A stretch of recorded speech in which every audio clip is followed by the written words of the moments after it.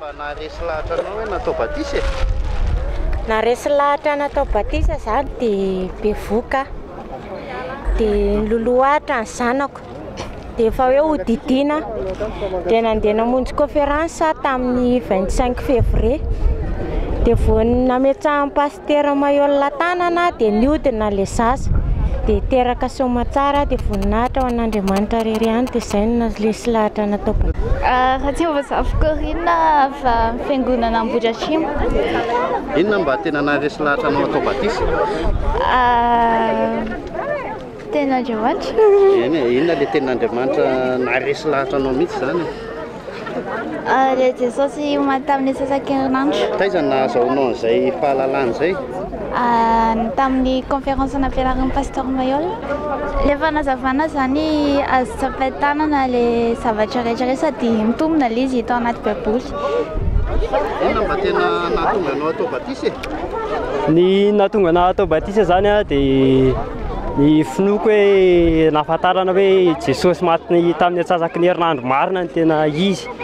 Noho ny fampahafantarany ray aman-dreny pasteur hoe tamin'ny conférence hoe izy maty tamin'ny atsasaky ny herinandro no Jesosy voalazany araka ny soratra masina. Fa Jesosy ohatrany ahoana zany hatramin'izay zany le ninona dia le Jesosy maty zoma. Ankehitriny efa sokatra ny saina nahita ny maso dia le Jesosy maty tamin'ny alarobia zany le nitsangana tamin'ny andro sabata. Tamin'ny nahalalana fampianarana ray aman-dreny pasteur Mayol nahafantarana azy. Iandry resy lahatra androany atao batisa, inona nahatonga an'izay? Resy lahatra tamin'le finoana apokalipsia. Zavatra marina daholo ao. Zay hoe Iandry vao nitandreny fampianarana. Zay vao tena nahita, zay vao tena nandalina. Fa any andron'le hoe kajikajy ao anatin'ny baiboly mitombona. Mitombona, tena mitombona. Ohatra ka te andalina bebe kokoa izy dia mamonjy conférence. Dia ao le izy no hita. Le Jesosy anankiroa. Le Jesosy anankiroa ndray zoma ndray alarobia zay vao nahitandresa. Rehefa tena natao le calcul dia le alarobia no izy. Ie. Saotra tompoko, makasitraka. Batisa faharoa tamin'ity taona 17 ity azo lazaina ihany koa fa hetsika manamarika ny faha-roapolo taona ny fiangonana apokalipsia ary hetsika voalohany ihany koa taoriana fitopolo andro foandiny teny manodidina teo amin'ny 500 mahery teo nivokatra tamin'ity. Inona no azo ambara mahakasika an'izay pasteur Mayol? Na zava-dehibe aloha zany dia le fanatanterahana baikin'izao ataovy mpianatra amin'ny firenena dia izay mino dia ataovy batisa dia na mpianatritsika dia mianatra ny olona dia izay nino rehetrarehetra dia natao batisa 500 mahery izy ianao dia tsara mivokatra zany satria raha amin'izao andro ririnina zao mafimafy ihany ny azo olona atao batisa 500 mahery zany fa ny zava-dehibe nefany nasehon'Andriamanitra mihitsy ny hoe raha atoandro izy androraona amintsika dia amin'ny alina izy andry afo dia nasehony mihitsy hoe na dia mangatsika be ny andro dia nomeny tanin'andro poka be tsika manga be ny lanitra itao andrano tapahana amin'izao tsika miresaka zao dia mafana tena mafana mihitsy ny andro fa tsy nangatsika araky ny etraetera azy hoe ririnina mangatsika be dia mety hoe ngamba raha isy zato betsaka natao batisa eo raha amin'izao andro mangatsika be zao raha nandritry ny fiofanana regny nefa dia tsy nasakana ny olona n'olo-tenon'Andriamanitra na dia mangatsika ary ny andro dia 500 mahery efa fiangonana rainy zany. Nisy ny conférence izay natao ny alohan'izao batisa zao nisy ny fanadihadiana natao fa mahakasika indrindra ny hoe resy lahatra le olona zany amin'le hoe Jesosy Kristy hoe le maty larobia no izy fa tsy maty zoma. Mahakasika an'izay pasteur Mayol. Kalisy zay le hoe baiboly milaza hoe misy Kristy maty ny levina mitsangana araka ny soratra masina dia misy zany maty milevina tsy mitsangana tsy araka ny soratra masina. Rehefa nazavaina tamin'ny lafiny matematika zay dia nazava tamin'ny olona tsara hoe ty ilay maty ny levina nitsangana araka ny soratra masina dia ty ilay maty ny levina nitsangana tsy araka ny soratra masina. Ka raha anaraka ihany ve ny olona dia anaraka Kristy tsy izy. Tsy fahalalan'ny olona rehefa tsy fidiny anazy fa zao izy zao fantany zavatra misy dia tanteraka amin'ny tsara mihitsy hoe ny dia fantatro izay noko zany.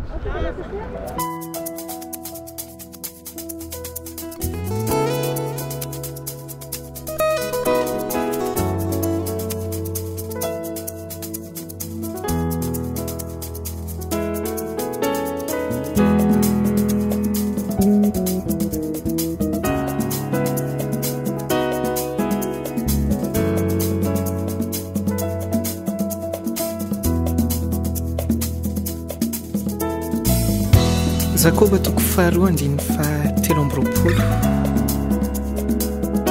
Abrahama nino an'Andriamanitra ka nisaina ho fahamarinana izany ary natao hoe sakaizan'Andriamanitra izy.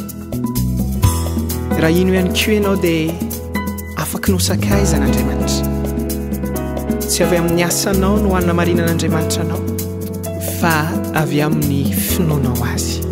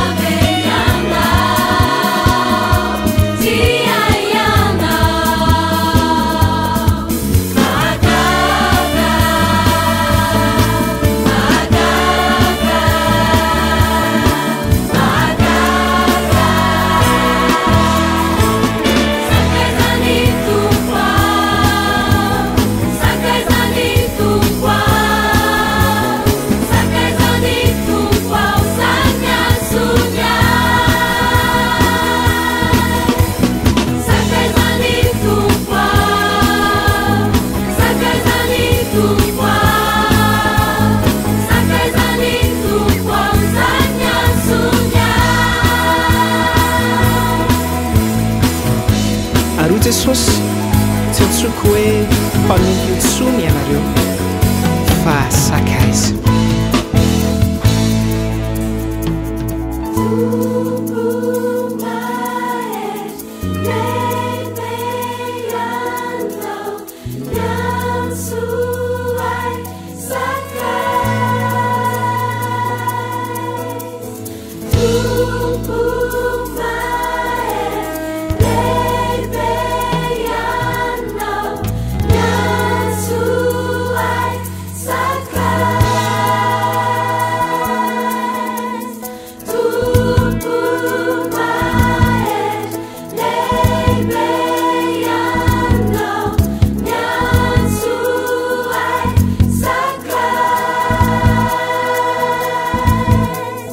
To